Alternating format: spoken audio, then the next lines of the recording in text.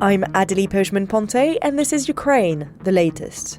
Today, Hungarian Prime Minister Viktor Orban visits President Trump in Washington, just a few weeks after the collapse of the Budapest meeting with Russia. Meanwhile, we look at reports claiming that Russian Foreign Minister Sergey Lavrov may have fallen out of favour with President Putin. And the UN Commission of Inquiry accuses Russia of committing crimes against humanity and torture in Ukraine. Finally, our regular contributor Dr. Jade McGlynn shares the latest updates from the occupied territories, with a special focus on the collapse of healthcare. Bravery takes you through the most unimaginable hardships to finally reward you with victory. Russia does not want peace. Erstens, wir verteidigen mit unserer Hilfe für die Ukraine auch unsere Freiheit und unsere europäischen Werte. If I'm president, I will have that war settled in one day, 24 hours. We are with you, not just today or tomorrow, but for 100 years. Nous ne pouvons pas, comme Européens, laisser gagner la Russie en Ukraine. Nobody's going to break us. We're strong. We're Ukrainians. It's Friday, the 7th of November, 3 years and 258 days since the full-scale invasion began. Today, I'm joined by Associate Editor for Defence Dom Nicholls and Dr. Jade McGlynn of King's College London. First, I asked Dom about the latest news from the battlefield. So let's go straight back into Pokrovsk, as we have done all week. As ever, coming by accurate news is very difficult from that situation, but it seems as if there's been little change over the last 24 hours. Ukraine's 7th Rapid Reaction Corps, part of the air assault forces, say Russia conducted an at least platoon-sized mechanised assault near Minarad, that's just to the east of Pokrovsk, at dawn on Wednesday. They say Ukraine destroyed 3 vehicles in that attack. There's been not a lot of change to the lines, as we think, since then. Now, it's not often you see mechanised vehicles used in an urban environment. They are extremely vulnerable in these kind of attacks. An urban environment, anyway, before it gets smashed up, offers a lot of cover to anti-tank teams and other infantry, able to sort of nip around and use subterranean tunnels and all that kind of stuff. Armoured vehicles, very vulnerable from above. As I've said before, an armoured vehicle typically has the majority of the armour in the frontal 60-degree arc. So if you stand on the front of a tank or an armoured vehicle, put your arms out at sort of 60 degrees, that's where the armour is, on the front and the sides of the hull and on the front and the sides of the turret. Otherwise it won't move, it's too heavy. So in an urban environment, it's easy to fire down on top of a vehicle and also get around behind it and beneath it. So very, very dangerous for armoured vehicles to go inside urban environments.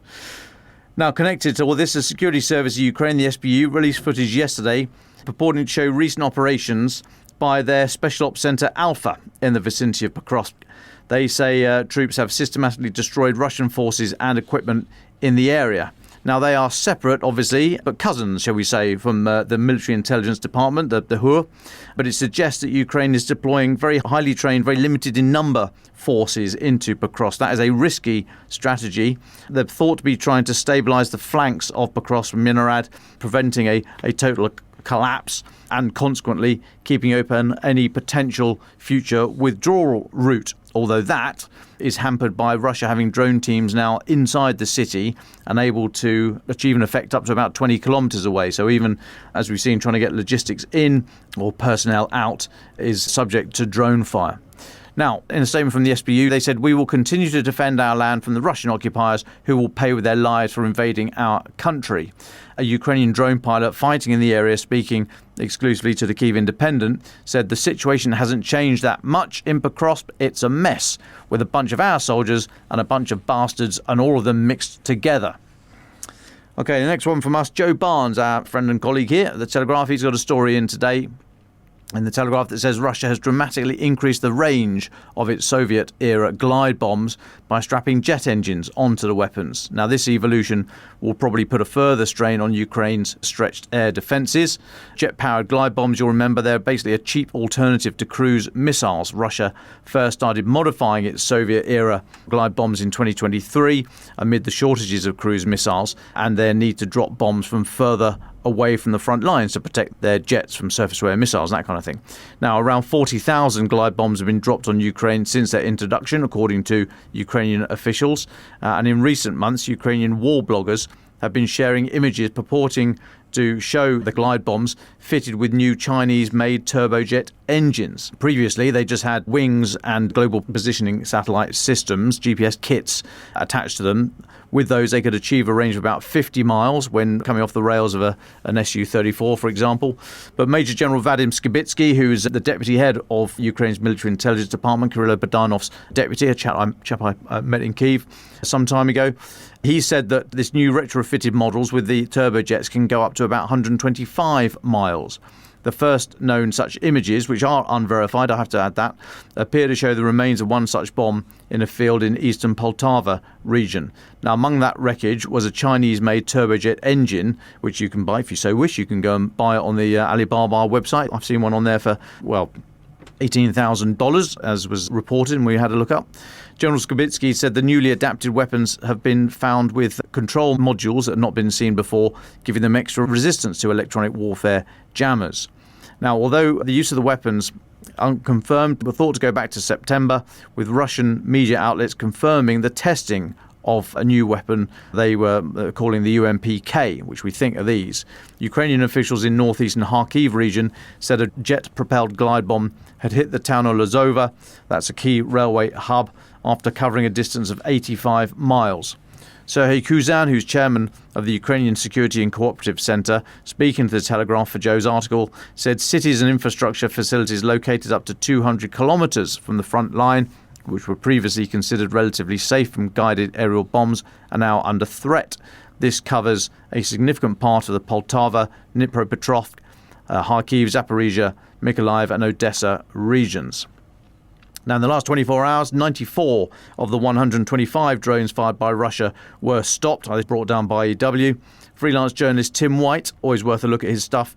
He says 31 got through, hitting 11 places across the country. Lazova, that's quite far south in Kharkiv region. I think it's actually closer to the Dnipro city. That's been left without power. And Chuhiv, that's a village about 10k southeast of Kharkiv, was also hit by drones. No reports I've seen yet of casualties from there. But there were also hits in Odessa, Dnipropetrovsk and Zaporizhia regions. A couple more for me, Adélie. Sweden has helped Ukraine's long-range strike campaign on Russian oil refineries, we discovered late yesterday. Ukraine's defence minister, Denis Shmyhal, says Sweden has helped Ukraine produce 400 long-range drones, which are, as we know, and we report, sometimes used to hit oil refineries deep inside Russia. So in a Facebook post, Mr. Shmyhal said, Ukraine and Sweden are strengthening cooperation in the development of innovative defence technologies. He signed a letter of intent on defence innovation for a partnership with Swedish Defence Minister Pojzman-Pontay. Now, since the start of the full-scale invasion, Sweden has provided $9 billion worth of aid to Ukraine. That's going to be bolstered over the next 2 years, 26-27, with an additional $8 billion. Not small numbers. And then finally, for me, Russia has violated international human rights and humanitarian law by spreading terror among civilians using short-range drones, a UN report released today says. This is the UN's Independent International Commission of Inquiry. They say Russian authorities have committed crimes against humanity of torture, enforced disappearances, murder and the forcible transfer of population. The report says these most serious crimes have crossed the necessary threshold for such a determination, since they have been committed as part of widespread and systematic attacks against the civilian population pursuant to a state policy. So the UN Independent International Commission of Inquiry on Ukraine, we've spoken about them before. It's an independent body mandated by the UN Human Rights Council. Now, obviously, gathering evidence is very difficult. So the UN body says in its methodology, says its investigations worked to the common standard employed by investigative bodies of what they call reasonable grounds to believe. So there are caveats to this. However, they've done what they can. So this latest report issued today concluded that attacks with short-range drones affecting numerous localities on the right bank of the Dnipro River constitute crimes against humanity of murder and the forcible transfer of population. Now, in the report, they didn't use the shorthand drone safari, but that's what we're talking about here. We've reported it many times over the last few months. This is the practice by Russian forces of randomly attacking and killing civilians by drone, either directly or dropping munitions. The Commission, as an independent and objective body, has also investigated alleged violations perpetrated by Ukrainian authorities. It has determined that they are responsible for some violations of human rights and humanitarian law, including indiscriminate attacks. In some cases, the report says Ukrainian troops have violated human rights of people they accuse of collaborative activity by subjecting them to arbitrary arrest and detention, torture, ill treatment, and enforced disappearance. Now, as well as the systematic abuses by Russia, i.e. those directed, encouraged or willfully ignored by central governing authorities, the Commission also determined that Russian armed forces have committed a wide range of war crimes against civilians, civilian objects, as well as members of the armed forces, including the transfer and deportation of children and adult civilians, attacking civilians and civilian objects, and the willful killing of civilians, killing or wounding prisoners of war or persons hors de combat, torture, rape and sexual violence, including as a form of torture, and excessive incidental death, injury or damage linked to attacks targeting Ukraine's infrastructure. They say, a quote here from the report, as a consequence of these violations and crimes, thousands of lives have been lost, people have been injured and maimed, loved ones murdered. Interesting word the UN uses there, murdered. They say property has been destroyed, families separated, cultural objects wrecked. The pain and trauma that has been caused by a conflict on this magnitude will leave multi-generational traces. We'll put a link in the episode notes today to the UN report. And that, on that note, down note, Adélie, that's us up to date. Thank you, Dom. The story I want to start with this morning is what's going on with Lavrov? Where is he? Several reports are claiming that Russia's foreign minister Sergey Lavrov has fallen out of favour with Putin. This rumour was picked up by some anonymous Telegram channels inside Russia and by Russian-language outlets critical to the Kremlin, as well as by the Ukrainian media. Now, what's happened this week then that has led people to question where the foreign minister was? Lavrov was notably absent from a key meeting of Russia's Security Council 2 days ago. Russian daily newspaper Kommersant said that Lavrov's absence was, quote, agreed upon in advance. Lavrov was, however, the only permanent member of the Security Council who missed the session, a session during which Putin ordered officials to draft proposals for resuming nuclear testing. So quite an important meeting, one you wouldn't want to miss.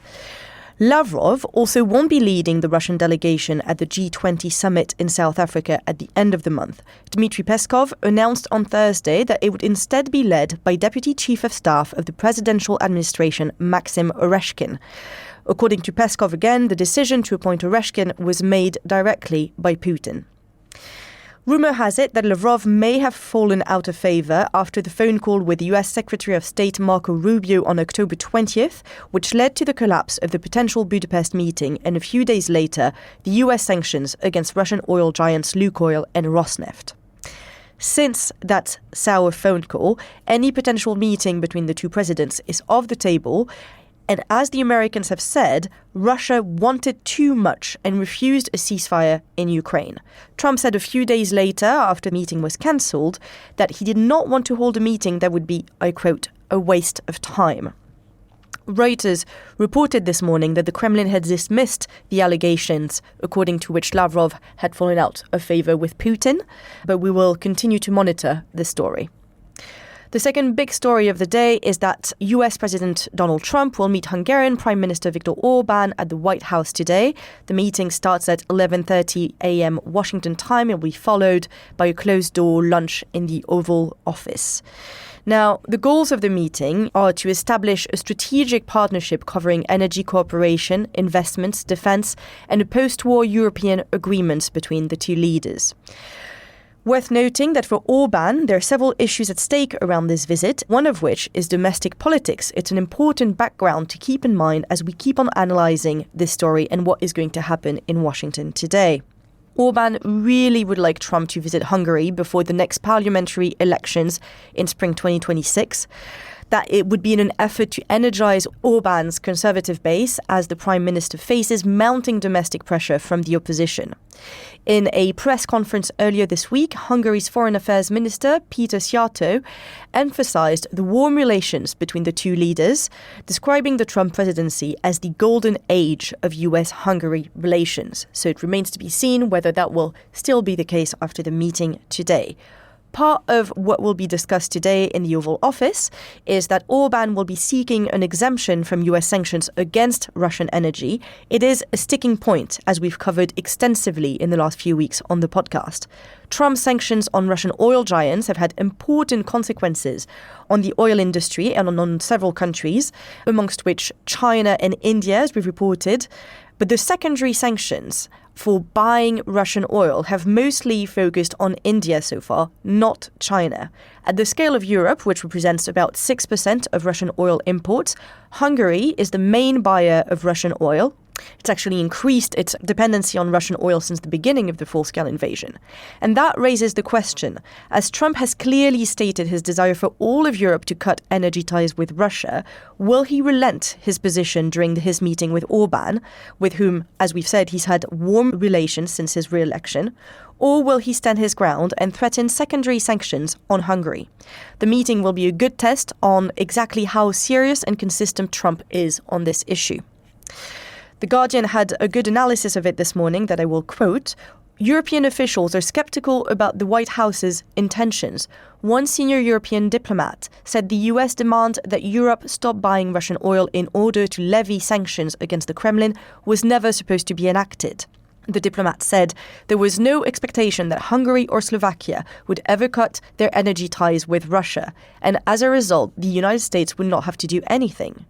The Hungarian Foreign Minister Péter Szijjártó told The Guardian on the sidelines of the United Nations General Assembly in September that Hungary cutting energy ties with Russia was a dream world.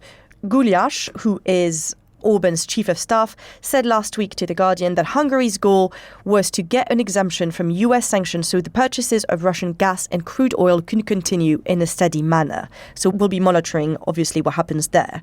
The third issue at the heart of today's meeting is that Orban will try to broker another summit between Donald Trump and Vladimir Putin.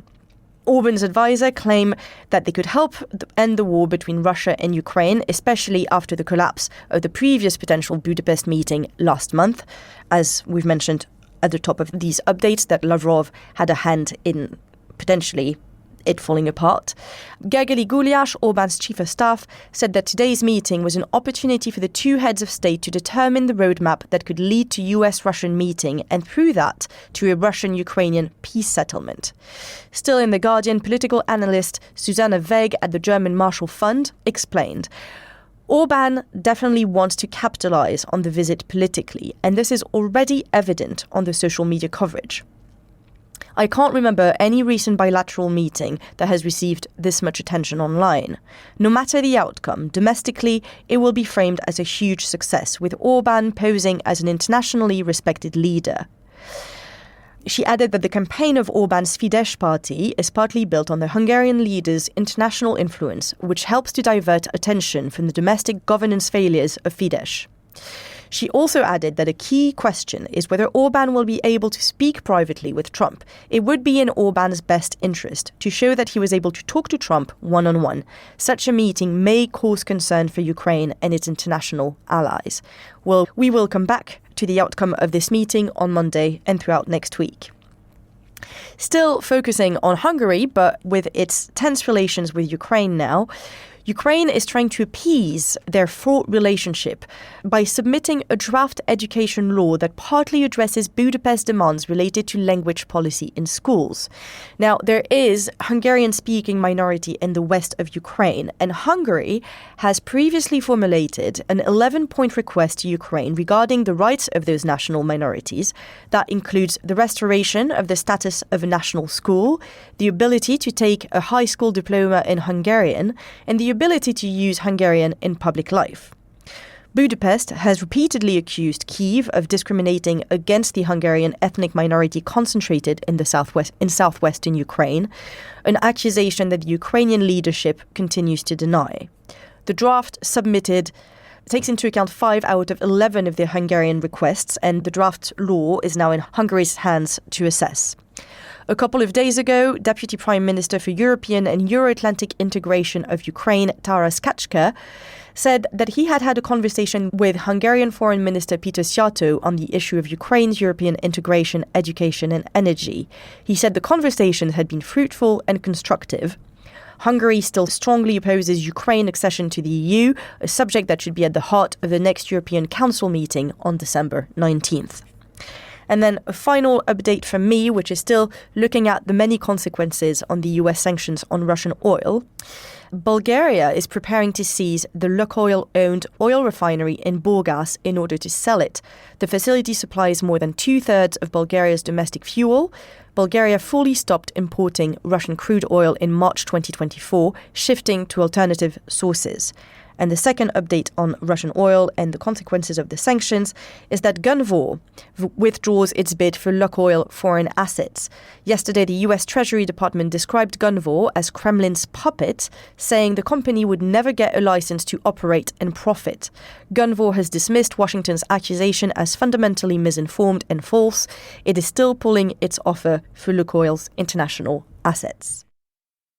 And now for a regular segment on the occupied territories and the Ukrainian resistance, I'm delighted to welcome back Dr. Jade McGlynn of King's College London. Jade, good to have you back. What are the updates for today? Hello. So I wanted to start actually by looking at the healthcare system, and unusually I wanted to start by looking at Russia just because there was a really interesting article that came out in the Moscow Times a few days ago, earlier this week, by Tatyana Rybakova about the deep crisis essentially in the Russian healthcare system and particularly in the pharmaceutical sector. So mainly because of Russia's own nationalistic approach to medicine. Imported medicines have essentially largely disappeared, and then domestic substitutes are often ineffective, they're overpriced, they're poorly regulated. I think anybody who's spent much time in Russia will raise a wry smile. Maybe this is true of the pharmaceutical sector more broadly, to be honest. People are obviously more interested in making profits than creating good medicine. As Tatyana Rybakova writes, many patients with chronic illnesses, diabetes, epilepsy, heart disease, who just can't find or afford reliable drugs. And a month's treatment could consume like most of an average Russian pension. And at the same point, you have government policy just consistently making the problem worse. So they have a second is superfluous rule. So if a Russian manufacturer joins a state tender, then all foreign competitors are excluded. And naturally, Russian officials call it pharmaceutical sovereignty. But in practice, really, it's just like protectionism, rent seeking, and the politically connected firms get to sell lower quality drugs to the state at higher prices.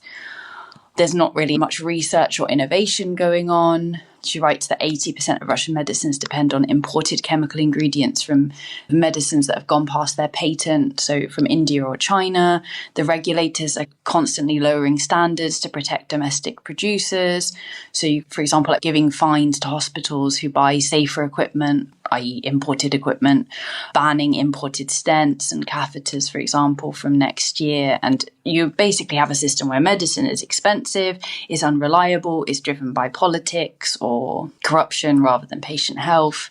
And that's what's happening in Russia. So I now want to look at the occupied territories, but I also did just want to flag that article because, of course, many people in the occupied territories who are in a much worse situation than, let's say, the average Russian healthcare.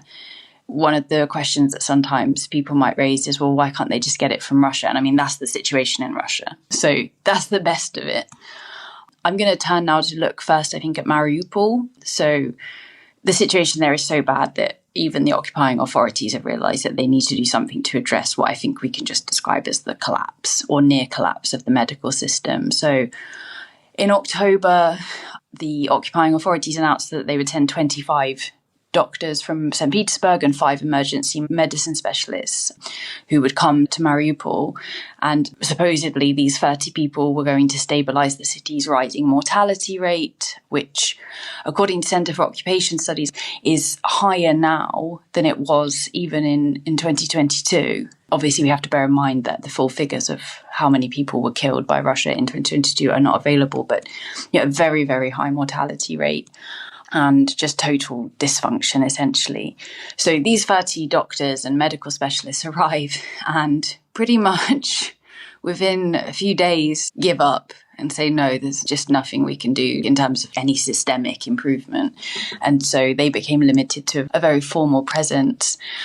After that, the occupation administration pretty much abandoned further attempts to recruit or lure doctors from Russia and instead began throwing in recent or close to graduation medical students. So they brought in 21 graduates, for example, from the Donetsk Medical University to work in local hospitals. So you have this severe shortage of qualified personnel, and then you're throwing in inexperienced students into the fire in a very difficult situation.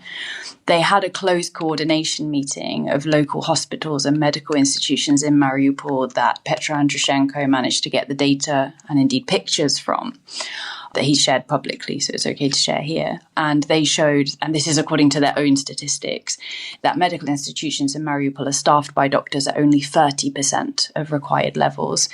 The rate so far this year, the figure has risen to 32%, but pretty much just because of the students. And even that small 2% increase is because of the students who are essentially thrown in straight after their internship. So on average, hospitals are 70% understaffed during a massive healthcare crisis. And there's a decline in the quality of medical care, overworked personnel, and the number of hospital visits in the first half of the year in Mariupol increased by some 7,000 cases, which I think reflects both the medical crisis, but also, of course, the ongoing water shortage, to which I'll return to because they're pretty inextricably linked. I should say it's not just Mariupol that has this shortage of medical personnel. I mean, there were Russian programs such as Zemsky Doctor, Zemsky Paramedic. They've failed. They were set up to try to address this problem a while back. In occupied Luhansk, for example, the Zemsky Doctor and Zemsky Paramedic programs over 3 years managed to recruit 27 medical workers. Bluntly, experienced professionals, young specialists, they're not willing to spend 5 years, which as part of the program you have to spend 5 years working in sort of these towns and villages that have ruined infrastructure and bluntly looted hospitals. So they promised them a payment of about 2 million rubles, so that's about £20,000, but it hasn't worked. And so the Russian health minister, Murashko, has announced new plans to bring in around 6,000 medical professionals by 2030 for the occupied territories. These announcements are fine, but they have very, very little to do with reality. The situation is, I'm not sure if it's quite as bad as Mariupol, but it's pretty awful. I mean, it's very hard at this point to compare like awful and terrible. If we move to the occupied areas of Zaporizhia, where again, just a total lack of medical staff. In Berdyansk in particular, they've been trying to fill the gap with volunteers. So they conduct the training under the aegis of the training centre of St. Alexis Hospital.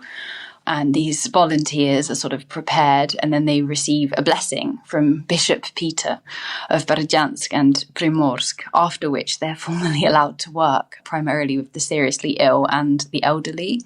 So basically what you have is the occupation administration not able or not willing to hire qualified personnel and then circumventing legal requirements through the patronage of the Moscow Patriarchate, so the Russian Orthodox Church, the Ministry of Religion in Russia, rather than a church, I think, in the true English understanding of the word. And they don't get paid through institutions, they get paid as donations via church channels. It's very, very weird. And again, another reminder of the role of the Moscow Patriarchate in much of this evil. It is the church and the donations from the church that are paying the doctors? Yes, so the church gets paid that, and then the church pays the doctors. Okay, so it doesn't go through Ministry of Health at all? It doesn't go through the Russian Ministry of Health, no. Does it go through the local Department of Health? They might be the ones paying the church for the volunteers. Gosh, the Russian church has got a hand over every single aspect of society over there. Yes, I don't think it'll come as a surprise that none of these measures have particularly reduced the crisis. Some in Zaporizhia have helped maybe to control public sentiment a little bit, but overall the quality and accessibility of care and healthcare is a real Achilles heel in terms of the occupation. The state of the medical system, I think in particular in occupied Donetsk region and in occupied Mariupol as a part of that, that's just ultimately teetering in a kind of situation of collapse based on the information that's available. there doesn't seem to be an ability to solve it.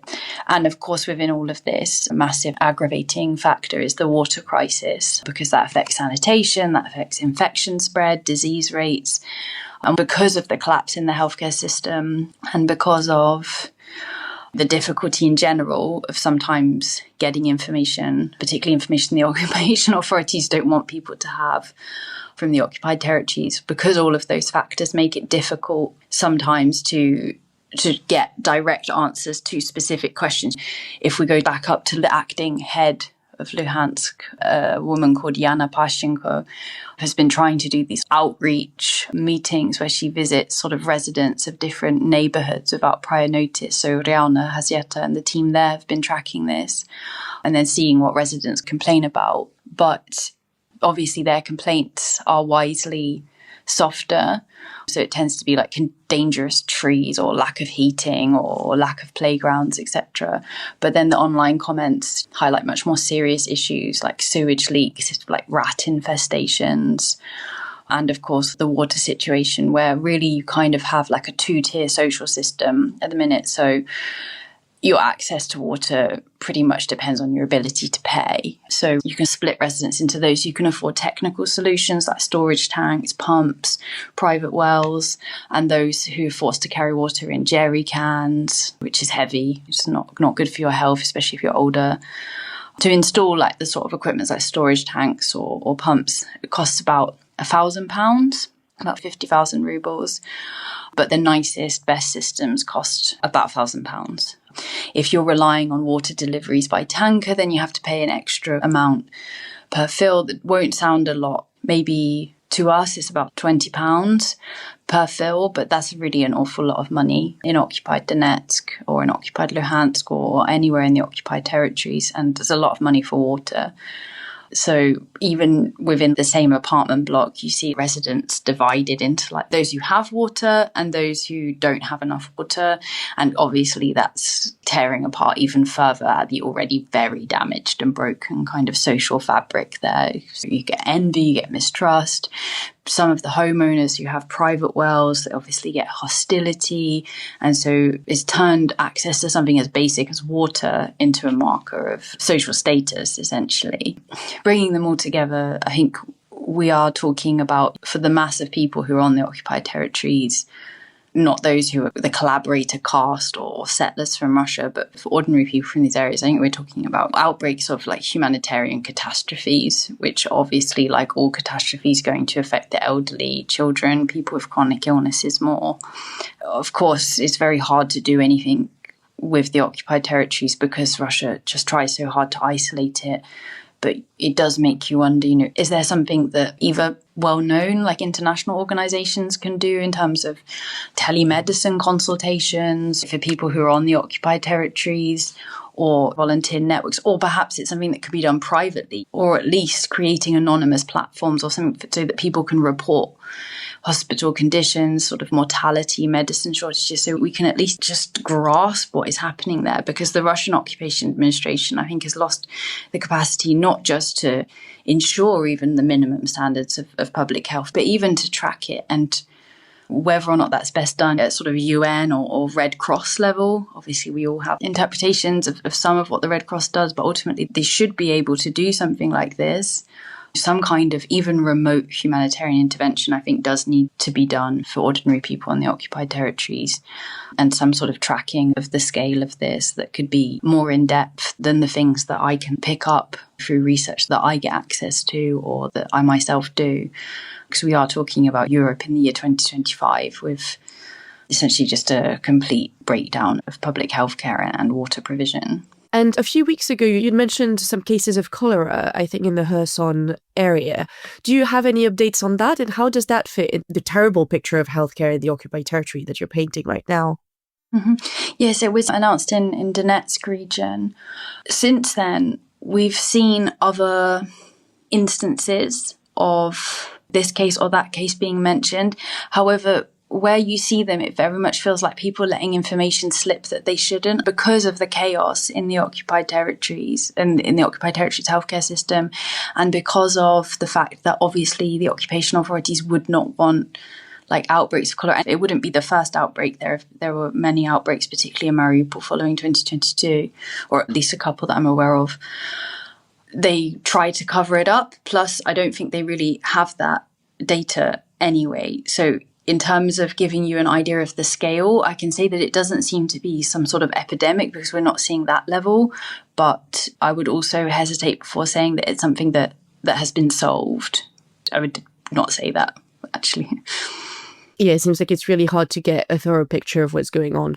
I think the thing with the occupied territories is it's more you can get information, but what I was trying to hint at earlier, you can get information not in the way where you start with your research question, like I want to know like X, and then you go and try and find out the answers to that question. You can do that, but it will be laborious and you will probably end up pretty much unsatisfied. What you can do is find information and then pick out from that what is interesting or where there's enough sort of reliable or consistent ways to pass that information that you could present it in a useful way. So you can sort of choose a theme, but you can't choose a specific research question. Sometimes you can, but very broadly speaking, I find that is often frustrating if I try to do that. Well, thank you so much. Is there anything else you'd like to talk about today, Jade? So in terms of resistance operations, this fortnight we're looking at between the 23rd of October and the 6th of November.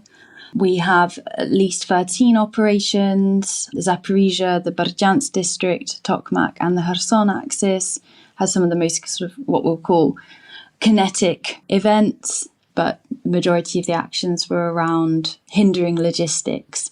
So in occupied Kherson region on the 25th of October, there were reports of a strike on a repair and recovery base, obviously to degrade local repair capacity. On the 5th of November, again in occupied Kherson region, there was a mine/IED used against a Russian Bukhanka, which is like a armoured personnel carrier, and that obviously a routine kind of logistics route denial tactic. In the occupied part of Zaporizhia region, on the 28th of October in Studnieve in Berdyansk district, there was an IED on the railway, which derailed a train and which had 10 carriages. The railway IED led to traffic being suspended, so clear logistics denial on a supply line that's pretty important to serving the southern front, which obviously all eyes at the moment are on Pokrovsk and to a certain extent up in Kupiansk. But what is happening around Guliai-Polye and around the Zaporizhia front lines is also very worthy of attention, and the resistance are making a really important dent in stopping the logistics from getting there. So I don't think that the work that they're doing in this case should be ignored. It's very important in terms of complicating the logistics and the Russian capacity to also function on that front as well. On the 29th of October, there was an arson in Tokmak on a railway relay cabinet. Again, disrupting logistics is a very critical node for moving troops and ammunition towards the front line. And on the 1st of November, the organisation Strok set fire to a car that belonged to the occupation authorities. In Donetsk region, in Avdiivka, on the 2nd of November, there was the burning of a military truck. And of course, in Avdiivka recently, we saw a destruction of one of the Rubicon bases, which was incredibly important given that Rubicon are unfortunately really quite professional in the sense of good at war and destroying units. In Crimea, in the Armyansk area on the 26th of October, the Atesh organisation again hit railway signalling. Some important cargo for the front was coming through. So again, this disruption of logistics, this interruption of any movements that is supporting occupier supplies. And I think that's going to increasingly, for understandable reasons, be a focus of the resistance, and indeed should be, because it's about weakening Russia's capacity to wage war. But I also just want to stress that according to interviews that I've had, I'm soon to publish an update to the CSIS report that I wrote about the resistance. But according to interviews that I've had, most are agreed that it's at least 90% of the work of the resistance is just people sending coordinates to the Ukrainian side. So, for example, the drone factory near Donetsk airport that got targeted yesterday, would that potentially have been coordinates sent by the resistance to the Ukrainians in order to shoot it down? There is no way you could do an operation like that without having human intelligence on the ground. I see. Oh, that's so interesting. Okay. I wouldn't go as far as to say none, but I would struggle to think of a strike against occupation infrastructure in the occupied territories that could or indeed just would be done without human intelligence support. Do you have any understanding of, does that happen over Telegram or Signal, or is it a much more complicated way of communicating and getting it through them? There's quick answers and long answers to that. I would suggest that we maybe discuss this in a separate episode because it's actually a really important point. I can give the quick answer, which is that scarily it often is Telegram, secret chats. However, I would really want to give some extra context to that, just not speaking about anything specifically, but just to explain what the Russians are able to see, what they are likely to be looking at, and the different ways that that is safer. Look, there's a lot of points because I don't want people to get the impression that it's a good idea to send stuff from the occupied territories on Telegram. In practice, that does happen, but there's a lot of caveats. It's also a part of my CSIS update because it is something as well that has changed over the course of the occupation. The imagination runs wild. What the new means of communications bring to the resistance, but also are we still using dead letterboxes, for example? That sort of thing. I think the imagination has so many options. Yes. To be honest with you, the more analog you can go, probably the safer, because the FSB has something called SORM. And what does that mean in practice? It means that they have access to absolutely everything, I mean, in Russia and in the occupied territories, but absolutely everything that is sent that is not encrypted. So they can just read the message, they can read who you sent it to, who sent it to you. If it's, and obviously Telegram is not properly encrypted, so they can just read that. Secret chats on Telegram are encrypted. So then they can see any metadata. So, for example, if you're sending photographs, which people sending coordinates might often be, then they might be able to work out that you're sending a photograph because of the size of the message, even if you were sending it via a secret chat. Clearly, if a bot is well known for kind of asking for coordinates, they might track that one, and any people who send bots or coordinates to that. I mean, it's really tricky because at the same point, obviously from the Ukrainian side, you need that information. And I think it raises as well some important philosophical sort of point and also points around resistance. I mean, I was in Oslo speaking with the Norwegian resistance movement over the weekend because they're going to do an exhibition about the occupied territories next year. And it's remarkable the extent to which the same issues and the same lessons get relearned by all of these resistance movements. Certainly looking at Forest Brothers as well in Estonia, you see in 1950 they shift to this kind of different model of working, and it's exactly the same kind of shift as you see in Mariupol among the resistance in 2022. Well, that sounds incredibly interesting, so I look forward to hearing the next report. Thank you so much. Bye-bye.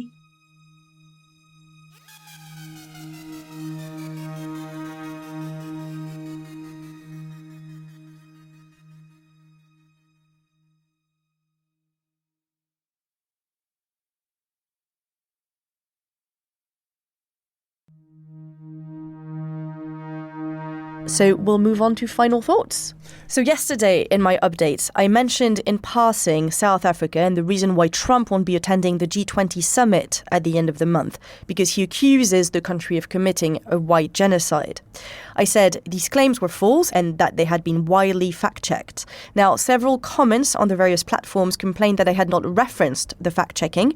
Indeed, I didn't want to spend too much time on the issue as it's not the focus of the show. The comments also said some other not so nice things, but I will gloss over that. I haven't. I've taken action.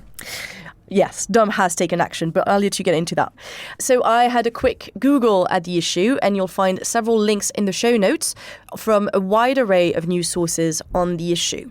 So I'll try and be quite short. Yes, there have been absolutely ghastly and horrifying murders of farmers in South Africa, some of them white. No one is saying that is false. South Africa is a country with the third highest murder rate in the entire world, alongside Colombia and Mexico. It is also a country with very obvious racial tensions, given its past, tensions that regularly continue to erupt, including, for example, a recent protest where an anti-apartheid chant that said "kill the Boer" was applauded in a stadium. In order to address the white genocide allegations that Trump has been repeating for the last few months, I will quote The Spectator. Farmers are understandably afraid, but does what is happening in South Africa amount to genocide? Some of these victims are white farmers, but they're far from the only ones losing their lives at the hand of violent criminals. Overwhelmingly, murder victims are young black men killed by other young black men. Whites make up around 8% of the population and are the victims in roughly 2% of murders. Poverty, rapid urbanization, and vast numbers out of work have created a toxic situation that has given rise to crime, but not genocide. Based in Washington, D.C., Genocide Watch is the world's early warning system. It was founded in 1999 by Dr. Gregory Stanton, a professor of human rights law, who says that for all the tragedy of farm murders in South Africa, there is no evidence of a planned extermination. There are instead, I quote, opportunistic crimes, sometimes acts of revenge by workers who are owed wages or feel aggrieved with their employers, or just attacks carried out by thugs out for money. Quote again, "We have studied this for many years," Stanton said, "and I've done research on the ground in South Africa. The numbers show us that white people, urban or rural, are much safer than their black counterparts and less likely to end up on a slab at the coroner's office. Farmers," he said, "are often vulnerable, isolated and easy targets, but that does not make it genocide." That is for the fact-checking that many of you asked. You will find this article as well as 5 other sources in the show notes, including one article covering the protest in South Africa that I mentioned earlier.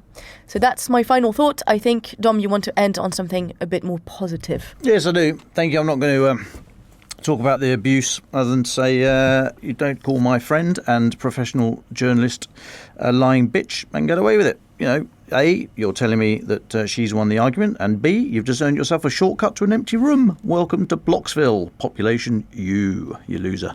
Okay, now then, yesterday I was talking about NATO Secretary General Mark Rutte, who called yesterday for the private sector to take more risk and increase support to Ukraine in advance of any orders being placed. He said he was confident that any products would be purchased. And I asked, it's all very well Mr. Rutte being confident, but how do you feel, you business leaders listening? Anyway, business leaders replied, and thank you. I'm delighted to those that did. Thank you very much. One in particular, I've stripped it out for any kind of names and all that kind of stuff. And I've replied to the individual personally. Hope to have a chat. Thank you for your message. It says, I own and manage multiple companies in the US in the civilian sector. This evening, I pondered Dom's question about what Mark Rutte said when urging industry leaders to step up and start producing in support of NATO. Inspired by this question, I cleared my schedule and thought about how my civilian companies can be repurposed to help strengthen NATO. Am I willing to take the risk prior to an ironclad commitment of funding by NATO? Yes. I should not expect others to take all the risks of defending the free world against these vile aggressors. I too should indeed cheerfully be willing to take some risks. So tonight I reallocated some resources and reprioritised several projects. Will it pan out profitably? Probably, but that's not the main issue. What matters is that I can look in the mirror and feel proud that I'm also doing my bit. My companies are complex, refined, well-running institutions, as were several US manufacturing companies during World War II.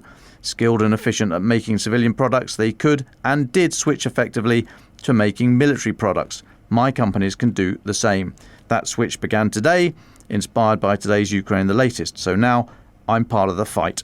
Happy to be here. Thank you for the inspiration. Well, thank you. You know you are. I won't say your name, but thank you for your action and your email. That was a nice fillip at the end of another week, especially after some of the stuff we've just been talking about. So really interested to carry on that conversation. And if any other business leaders listening, I'd be really keen to hear your thoughts as well. It's a big old call, changing supply lines and what have you, and increasing production in advance of orders. So no small measure. Be really keen to hear your thoughts. Ukraine the Latest is an original podcast from The Telegraph, created by David Knowles. To support our work and stay on top of all of our Ukraine news analysis and dispatches from the ground, please subscribe to The Telegraph. You can get 1 month free, then 2 months for just £1 at www.telegraph.co.uk/Ukraine the Latest. Deploying cutting-edge technology, we also release Ukrainian and Russian versions of this podcast. These translations retain our voices and delivery so that it can reach listeners in every region of Ukraine and in those parts of Eastern Europe where Russian is still widely spoken. Links to those can be found in the podcast description to this episode. You can also now sign up to the new Ukraine the Latest newsletter. Each week, Dom Nicholls and Francis Dearnley answer your questions, provide recommended reading, and give exclusive analysis and behind-the-scenes insights. Plus, maps of the front lines and diagrams of weapons to complement our daily reporting. It's free for everyone, including non-subscribers. You can find the link to sign up in the description to this episode. We regularly have a Ukraine live blog on our website, where you can follow updates as they come in throughout the day, including insights from regular contributors to this podcast. We also do the same for other breaking international stories. If you appreciated this podcast, please consider following Ukraine the Latest on your preferred podcast app, and leave us a review, as it really helps others find the show. Please also share it with those who may not be aware we exist. You can listen to this conversation live at 1 p.m. London time each day on X Spaces. Follow The Telegraph so you don't miss it. You can also get in touch directly to ask questions or give comments by emailing ukrainepod@telegraph.co.uk. We continue to read every message. You can also contact us directly on X. You can find our handles in the description for this episode. As ever, we're especially interested to hear where you're listening from around the world. Ukraine the Latest was today produced by Rachel Porter. Executive producers are Francis Dearnley, Louisa Wells, and David Knowles. My name is David Knowles. Thank you all for listening. Goodbye.